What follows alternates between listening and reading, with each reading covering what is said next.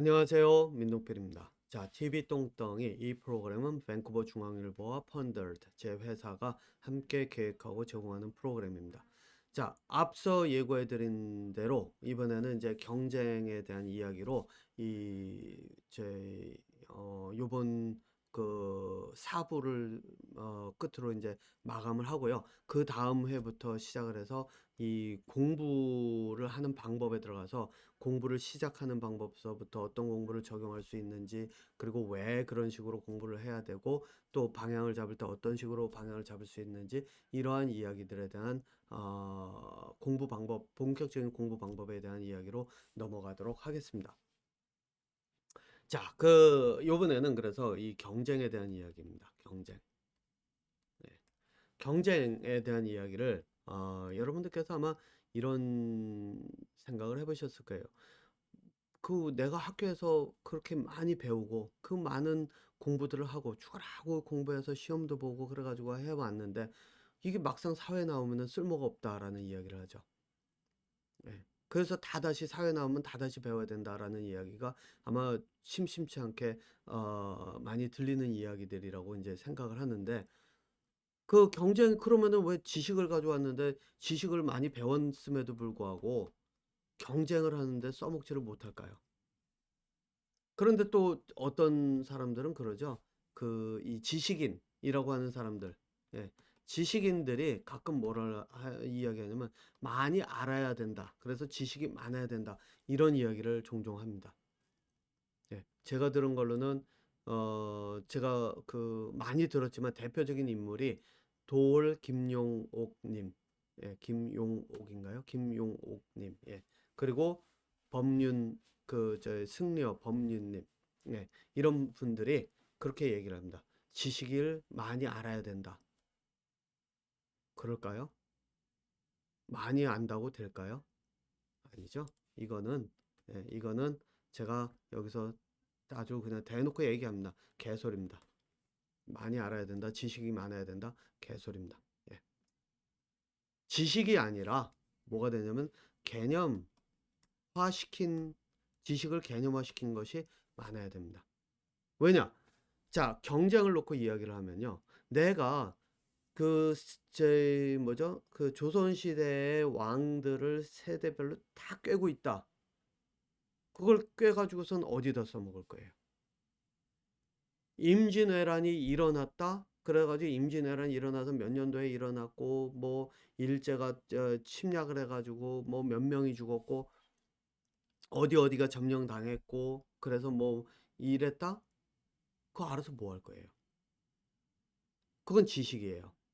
2차 세계대전이 벌어졌는데 뭐 독일이 뭐 영국의 어디를 침략해 가면서 전쟁이 시작됐다.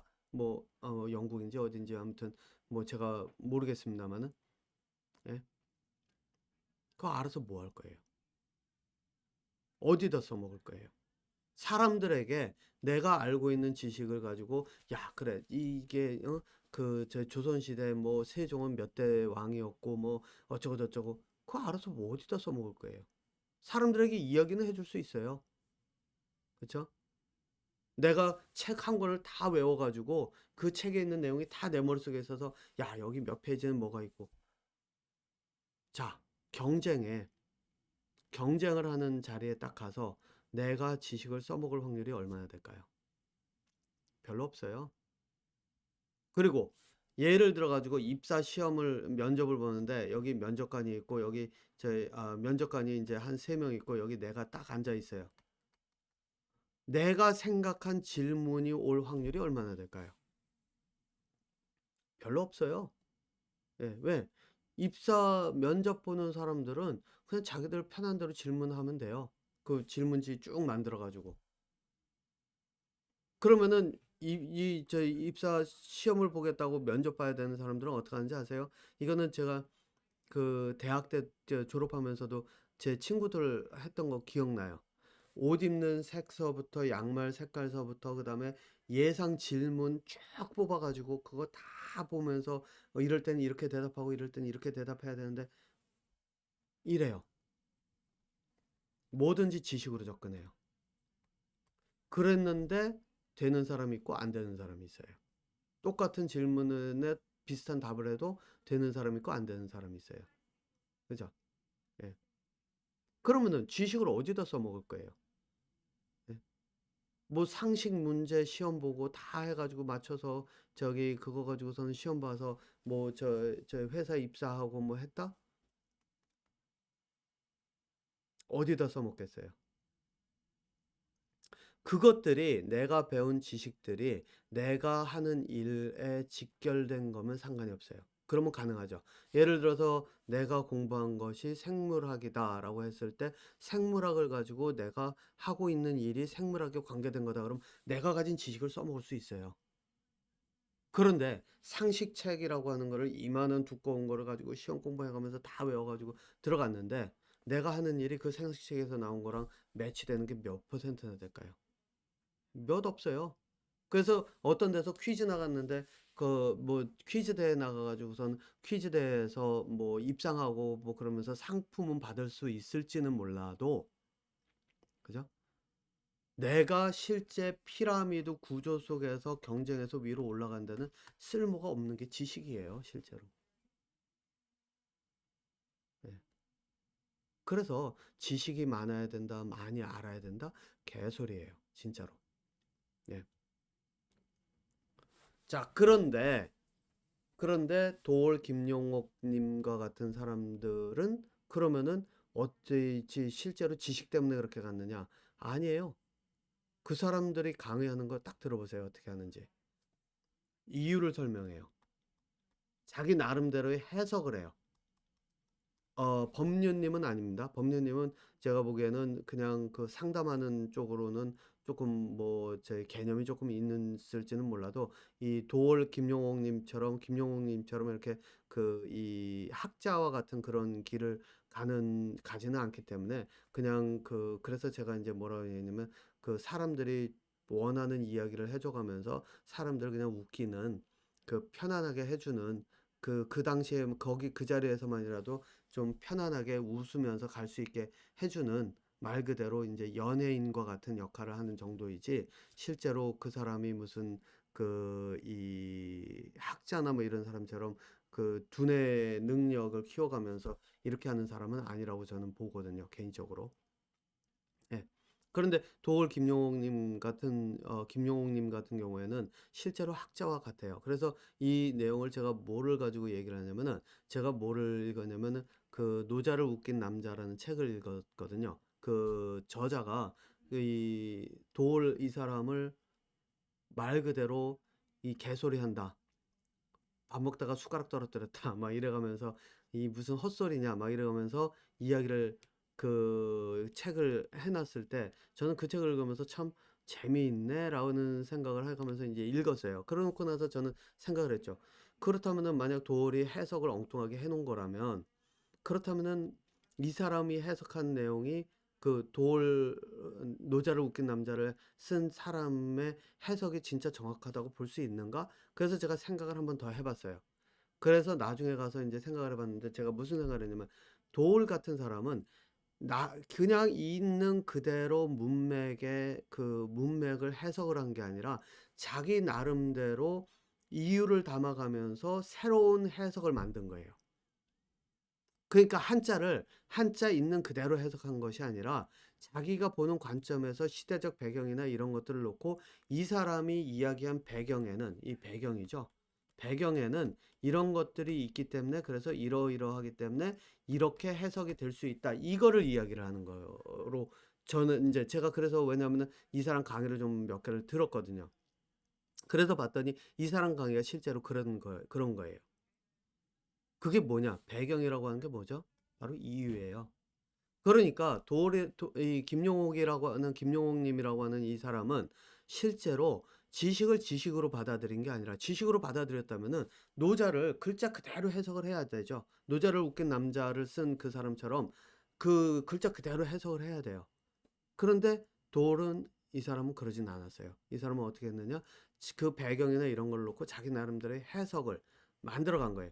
그러니까 이 사람은 뭐를 한 거냐? 이 사람은 말 그대로 지식으로 모든 걸 받아들인 게 아니라 개념으로 바꾼 거예요. 자기의 그런 어떤 이 노자라고 하는 사람이 쓴 그 무슨 도덕경인가요? 뭐 아무튼 뭐 이런 것들을 자기의 생각으로 해석을 했다는 얘기는 말 그대로 지식으로 그대로 받아들이지 않고 개념화시켰단 말이에요. 이게 개념이라는 거예요. 예.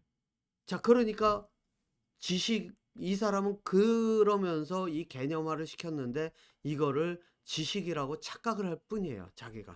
그래서 이제 지식이 많아야 된다라고 하는데 실제로는 그게 아니라 김용옥 님이 하듯이 어떻게 해야 되냐면 그 과정을 내가 찾아가면서 배경이나 이런 걸 놓고 내가 스스로 해석을 할 수 있는 이유를 찾아가면서 이거는 이렇게 해석될 수 있지 않을까? 이런 거라면 이러이러한 상황이었으면 이렇게 해석이 될 수 있지 않을까? 여러분들 요즘 보는 그 정치인들 하는 거 있죠?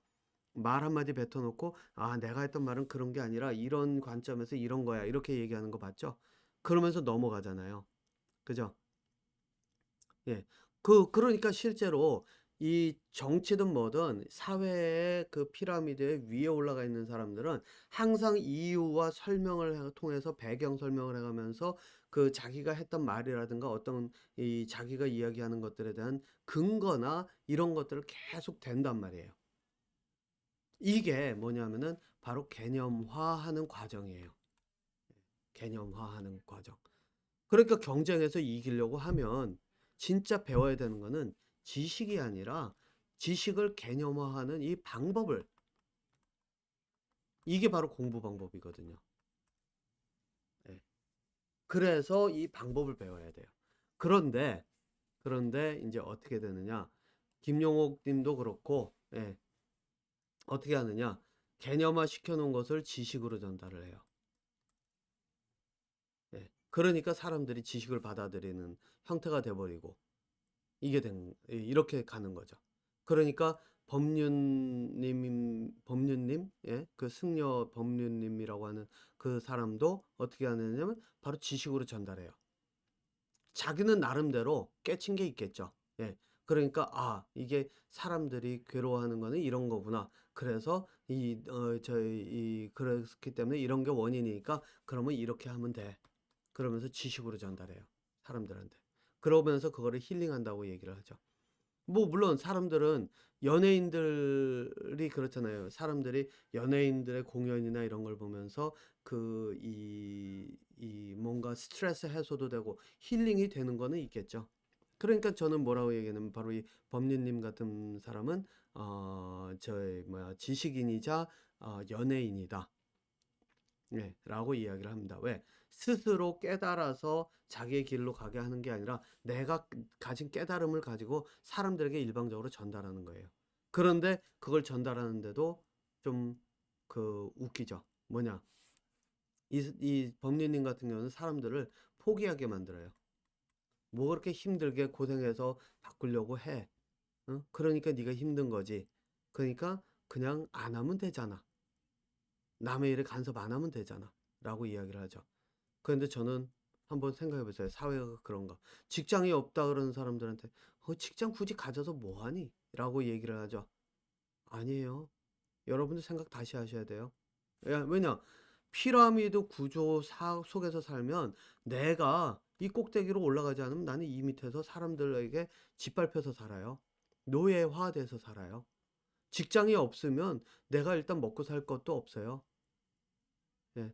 제가 이야기하는 피라미드 꼭대기 여기 올라가는 거는 이제 이게 한 단계 더 나가면 정신 세계로 가요. 정신적인 피라미드로.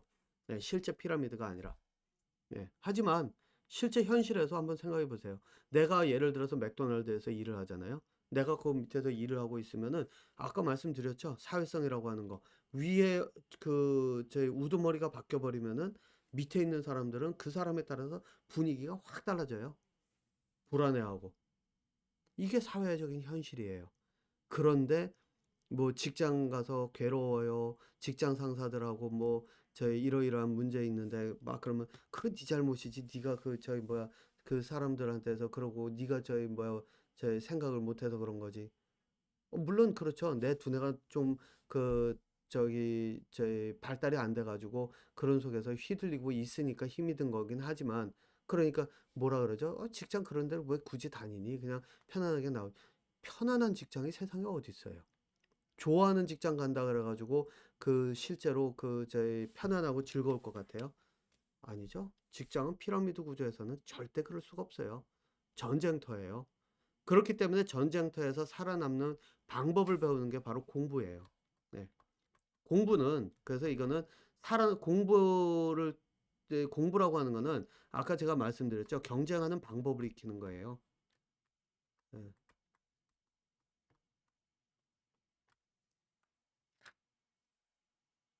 그러니까 여러분들 이제는 생각을 다시 하셔야 돼요. 공부를 하시겠다라고 하시는 분들은 경쟁에 뛰어들 준비가 되어 있어야 되고, 예. 물론 경쟁이라고 하는 것을 넘어서고 나면 그때 가서는 사람들이 보는 그 관점을 훨씬 넘어서기 때문에 그때 가서는 이 사람의 삶들이 보였을 때 그때는 경쟁을 넘어설 수는 있어요. 예. 하지만 공부를 시작할 때는 경쟁을 통해서 내가 올라가는 가서 이 사람들과 경쟁하는 방법을 익혀야 되는 거죠. 자, 그러니까 이제 공부하시려고 하신다라는 생각하시는 분들은 이제는 실제로 한번 내가 하는 공부를 통해서 내가 무엇을 원하는지 생각을 해보셔야 돼요. 공부로 가는 길은요. 예, 제가 여기서 경쟁을 집어넣었잖아요. 예, 경쟁을 준비하는 거기 때문에 쉽지 않아요. 치열하게 공부하고 생각하고 노력하고 시간 투자를 해야 돼요. 그렇지 않으면 공부 안 됩니다. 그러니까 뭐 제가 많이 들은 게 법륜이라고 하는 그 법륜님의 이야기만 좀 많이 들었기 때문에 제가 왜냐면 그 사람의 강의를 좀 많이 들었거든요.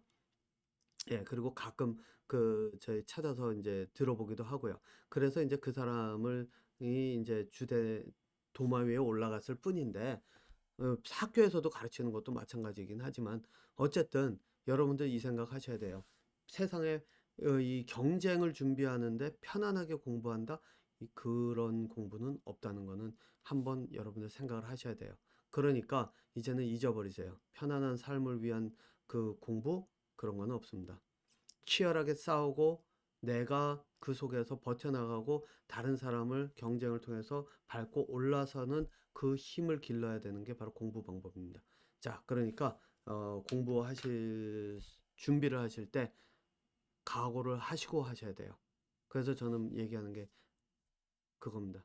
공부는 아무나 하는 게 아니라고요. 네. 그래서 제가 가끔 저희 아들도 공부하다가 힘들어하고 막 저희 하기 싫어서 꾀부릴 때 있거든요. 그럴 때마다 제가 이야기합니다. 공부 안 해도 돼. 힘들면 그만둬. 대학 안 가도 돼. 라고 이야기합니다. 그런데 그 녀석은 이제 좀 세뇌가 됐죠, 저한테. 그래서 그러면 자기는 끝까지 하겠답니다. 힘들어도 가겠답니다. 예. 어쨌든 그렇게 이제 하고 있는데, 예, 여러분들도 이제 각오는 하셔야 됩니다. 예. 자, 그러면은 이제 다음 방송에서부터 공부 방법으로 들어가도록 하겠습니다. 그래서 공부가 왜 어려운지, 그리고 공부를 시작할 때 어떤 식으로 해야지 시간이 지나면서 공부가 좀 더 수월해지고 재밌어지면서, 여기서 재밌는 거는 쉬워져서 재밌는 것도 있지만 편안함의 그런 게 아니에요. 예, 편안함이나 이런 게 아니라 내가 치열하게 공부를 하고 있기 때문에 그래서 즐거운 거예요. 도전하고 그 도전에 대한 성취가 있고 그렇기 때문에 즐거운 거지. 이 일반적으로 생각하는 행복이나 이런 행복이나 이런 데서 오는 즐거움이 아니라는 것 일단 먼저 말씀을 드리도록 하겠습니다. 자, 오늘은 여기서 마치도록 하겠습니다.